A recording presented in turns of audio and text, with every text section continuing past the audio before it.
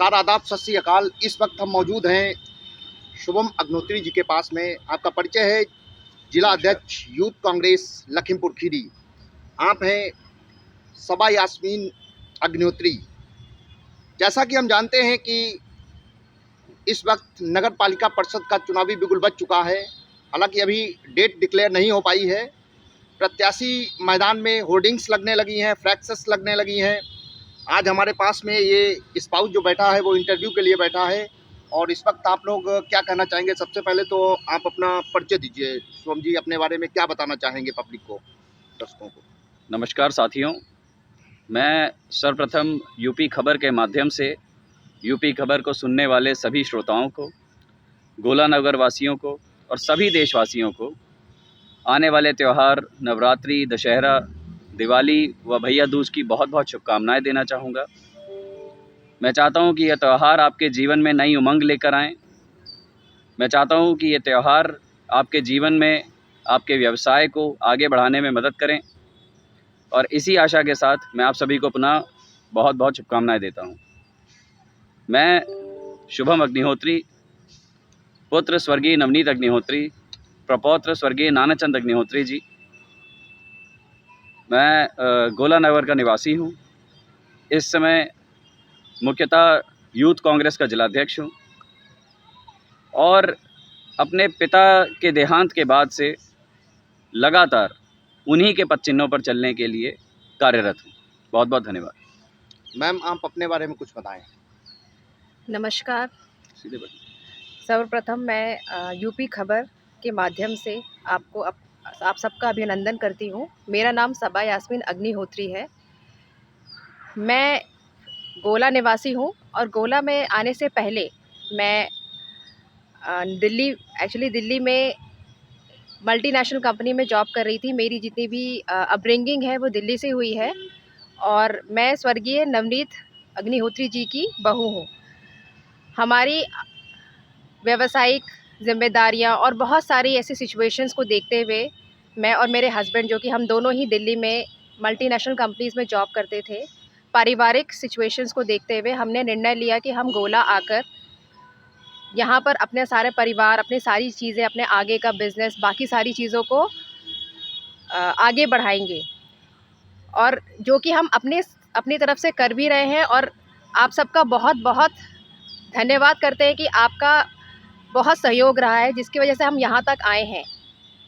मैं यही कहना चाहूँगी कि आपका आने वाला वर्ष बहुत ही मंगलमय हो और आपका साथ हमारे साथ बना रहे, ताकि हम सब मिलकर आगे गोला के लिए बहुत चीज़ें करना चाहते हैं, इसको बहुत आगे बढ़ाना चाहते हैं। आप सबकी बहुत बहुत मैं आपसे विनम्रता से आप लोग से अभिनंदन करती हूँ और आपसे रिक्वेस्ट करती हूँ कि आप प्लीज़ हमारे साथ बने रहें और हमारी सहायता करें कि हम अपने जो हमने विजन और हमने आगे का अपना जो सपना देखा है, इसे पूरा कर सके। धन्यवाद। शुभम जी, इस वक्त आप नगर पालिका परिषद चुनाव को लेकर के क्या रिएक्ट करेंगे, क्या कहना चाहेंगे? देखिए, सर्वप्रथम तो मैं गोला नगर की जनता को नमन करना चाहूँगा। ये शिव की नगरी है, लगभग 5000 साल पुराना यहाँ का इतिहास है और यहाँ की गंगा जमनी तहजीब जो है वो विख्यात है चारों तरफ। यहाँ पर हमने सर्वप्रथम जो देखा, हम लगभग 17-18 साल बाहर रहे और उसके बाद वापस आए, लेकिन नगर पालिका स्तर पर चूँकि हम लोग बाहर रहे हैं और हमने यह महसूस किया है कि बहुत सारी ऐसी सुविधाएं हैं जो गोला नगर पालिका वासियों को दे सकती है, जिसके लिए उसके पास हर तरीके के संसाधनों की संसाधन हैं। लेकिन मुझे नहीं लगा यहाँ पर आने के बाद कि उस तरीके की जो सुविधाएं हैं जो नगर पालिका अपने नगरवासियों को दे सकती है वो दी जा रही हों। सर्वप्रथम जिसमें मैंने एक चीज़ देखी कि मेडिकल सुविधाएं, आप खुद ये चीज़ जानते होंगे, आप पत्रकार हैं, कि पूरे ज़िले में किस तरह से लखीमपुर में मेडिकल सुविधाओं का अभाव रहा है। क्या यह नगर पालिका स्तर पर नहीं किया जा सकता था? किया जा सकता था, लेकिन यहाँ के जो नेतागण हैं, जिनको हम अपना प्रतिनिधित्व देते हैं, अपना प्रतिनिधि मानते हैं, उन्होंने कभी इस बारे में कुछ सोचा नहीं। तो नगर पालिका के स्तर पर बहुत सारी ऐसी चीज़ें हैं जो अभी भी बाकी हैं, जो टेक्नोलॉजी के द्वारा जो आने वाले वक्त में, आने वाले समय में बदलाव के द्वारा वर्ल्ड क्लास लेवल की दी जा सकती हैं, विश्व स्तरीय सुविधाएं यहाँ पर प्रदान की जा सकती हैं, और जिनका कि मुझे अभाव लगता है। और मैं चाहता हूँ कि अगर इस तरीके का मौका हम लोगों को दिया जाता है तो हम ज़रूर यह सुविधाएं और यह संसाधनों का उपयोग गोला नगर वासियों की ज़िंदगी को खुशहाल बनाने में ज़रूर करेंगे। मैम, बीइंग ए लेडी, आपने गोला की पब्लिक के लिए कौन कौन से अभी तक कार्य किए हैं?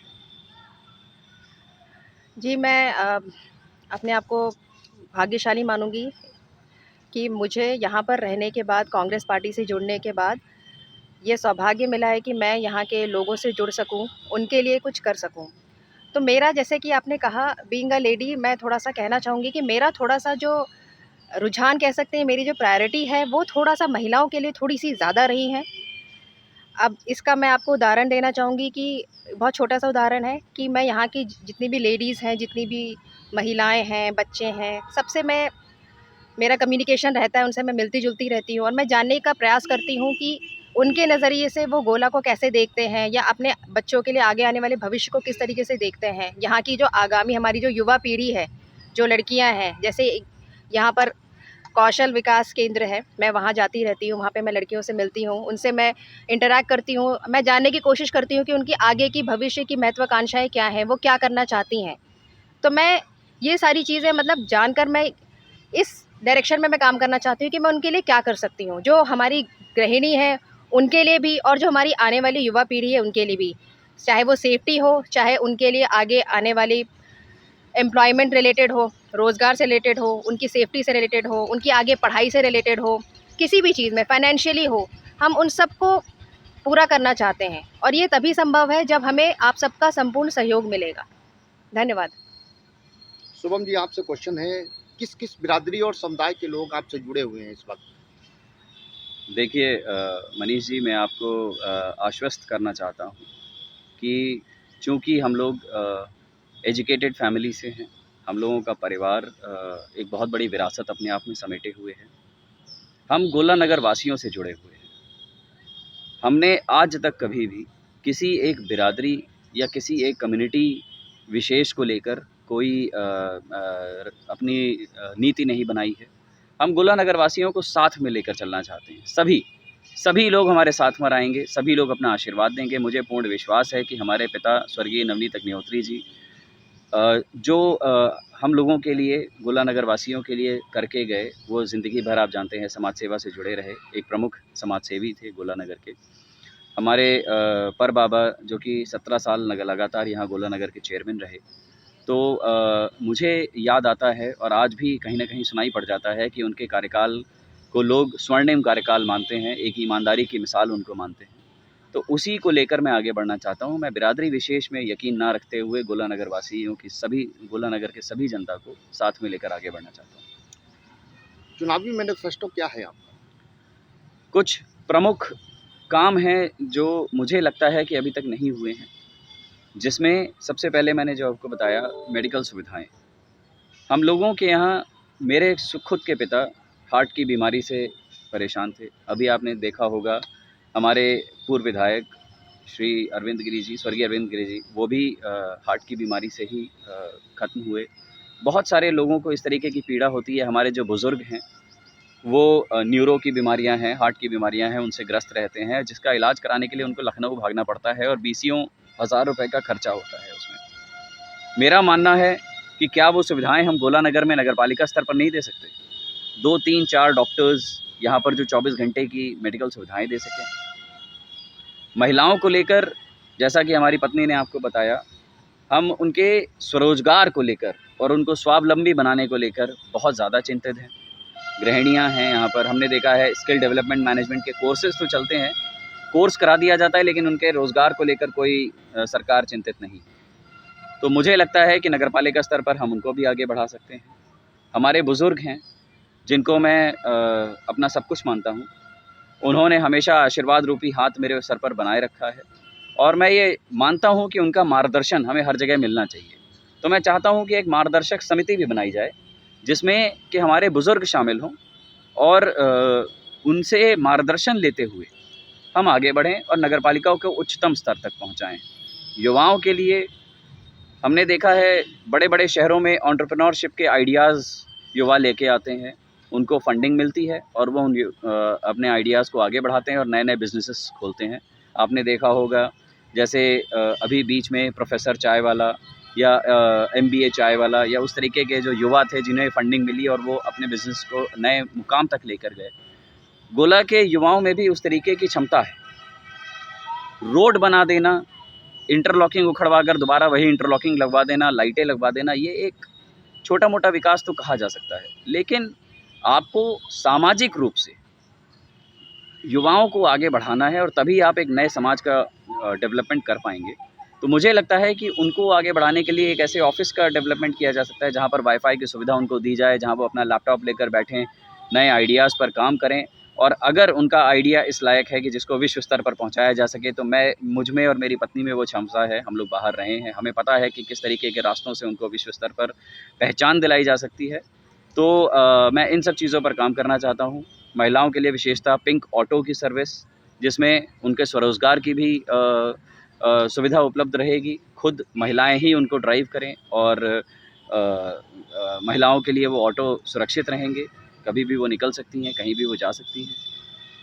जगह जगह पर पानी की व्यवस्था, जगह जगह पर प्रतीक्षालय बनाना, जगह जगह पर कैंटीन की व्यवस्था, जो मैंने एक सोची थी कि गरीब तबका जो हमारे यहाँ का है उसको स्वावलंबी और आत्मसम्मानित रखने के लिए, उसके आत्मसम्मान को बचाए रखने के लिए बहुत ही कम दामों पर उनके लिए खाने की व्यवस्था की जा सके। तो ये कुछ प्रमुख ऐसे बिंदु हैं जिन पर मैं काम करना चाहूँगा और चूँकि पिछले 25-30 सालों से लगातार गोला को पर्यटन नगरी बनाने की एक मांग चलती चली आ रही है, उसके लिए नगरपालिका जो भी प्रयास कर सकेगी अपनी तरफ से वो करेगी। कितना वोट्स है नगरपालिका परिषद के अंतर्गत और क्या पाने का टारगेट होगा? अभी चूँकि लिस्ट पर काम हो रहा है, मोटा मोटा जो अंदाज़ा एक लगाया जा रहा है लगभग 60,000 वोट है गोला नगर पालिका में। मैं चाहूँगा कि वो 60,000 जनता खुद जागरूक होकर अपने आप के लिए वोट करे, अपने आप चेयरमैन बनने के लिए वोट करे। मैं ये नहीं चाहता कि कोई किसी के पीछे चलने के लिए या किसी को माला पहनाने के लिए वोट करे। मैं स्वतः आपसे खुद ये बताता हूँ, मैंने एक प्रण लिया है कि जो नगरपालिका चेयरमैन अध्यक्ष पद की कुर्सी नगरपालिका में रखी हुई है, मैं उस कुर्सी पर कभी नहीं बैठूंगा। मैं या हमारी पत्नी जो भी चुनाव में उतरते हैं वो उस कुर्सी के हकदार नहीं हैं, वो कुर्सी हमें भीख में मिलेगी। जैसे राजा भरत ने राजा राम की चरण पादुकाएं सिंहासन पर रखकर अयोध्या 14 साल उनके अनुपस्थित रहने पर चलाई, वैसे ही हम लोग अपनी कुर्सी साइड में रखकर, क्योंकि नगरपालिका चलानी है, जो हमसे मिलने आएंगे, जो पीड़ित हैं, जिनकी समस्याएं हैं नगरपालिका से जुड़ी हुई, उनको उस कुर्सी पर बैठने का मौका देंगे और वो खुद अपने हाथों से अपनी परेशानियों को दूर करने के लिए सक्षम होंगे। उनको हमारी ज़रूरत नहीं होगी, क्योंकि उन्होंने वोट देकर हमें उस जगह पर पहुंचने का अधिकारी बनाया है, तो वो खुद उस कुर्सी पर बैठने के अधिकारी हैं और अपनी परेशानियों को दूर करने के लिए, अपने आसपास की परेशानियों को दूर करने के लिए वो खुद सक्षम होंगे। मेरा ये भी मानना है कि जब नगरपालिका अध्यक्ष पद की कुर्सी पर कोई बैठता है तो उसके साथ जुड़ी हुई जिम्मेदारियां, उसके साथ जुड़ी हुई गरिमा वो खुद स्वयं में महसूस कर सकेगा और उसको पता होगा कि गोला को आगे बढ़ाने के लिए हमें क्या कदम उठाने चाहिए। राजनीतिक प्रतिद्वंदियों के लिए क्या पैगाम है इस वक्त, क्या कहना चाहेंगे उनको? मैं सभी से हाथ जोड़कर विनम्र निवेदन करना चाहूँगा कि स्वयं के लिए नहीं, नगर वासियों के लिए जिएं, सामाजिक रूप से समाज को आगे बढ़ाने के लिए जिएं, क्योंकि आने वाला समय बहुत ही कठिन होने वाला है। जिस तरह से हम लोग देख रहे हैं कि महंगाई अपने चरम पर पहुंच रही है, हमारे बच्चों के पास, हमारे युवाओं के पास रोज़गार नहीं है, हम देख रहे हैं कि किस तरीके से भुखमरी फैल रही है, सरकार हर महीने राशन बांट रही है, लेकिन कब तक? उसकी भी एक लिमिट होती है। अभी आपने सुना होगा हमारे यशस्वी प्रधानमंत्री श्री नरेंद्र मोदी जी ने कहा कि रेवड़ी कल्चर देश को बर्बाद कर देगा, हमें फ्री की रेवड़ियाँ नहीं बांटनी चाहिए। इसीलिए मैंने आपसे कहा मनीष जी कि मैं कभी भी किसी के आत्मसम्मान को ठेस नहीं पहुंचने दूंगा। मैं सभी को अपनी ज़िंदगी आत्मसम्मान के साथ जीने का मौका दूंगा। फ्री का नहीं, लेकिन कम से कम दामों पर, कम से कम उस पर मैं लोगों को सुविधाएं प्रदान करने की कोशिश करूंगा। एक और छोटी सी चीज़, हम देखते हैं कि यहाँ पर गरीबों को लात मारी जाती है। रेहड़ी पटरी वाले, ठेले वाले चौराहों पर जो लगाते हैं, ठेला लगा के अपना जीवन यापन करते हैं, वो कोई अमीर आदमी नहीं है, वो सब बहुत गरीब लोग हैं। हम देखते हैं बड़े बड़े मॉल खुले हुए हैं, बाहर रोड तक उनकी पार्किंग है, रोड पूरी घिरी हुई है, पार्किंग के लिए जगह नहीं है, उन लोगों ने बना रखी है, लेकिन उनको कुछ नहीं कहा जाता है।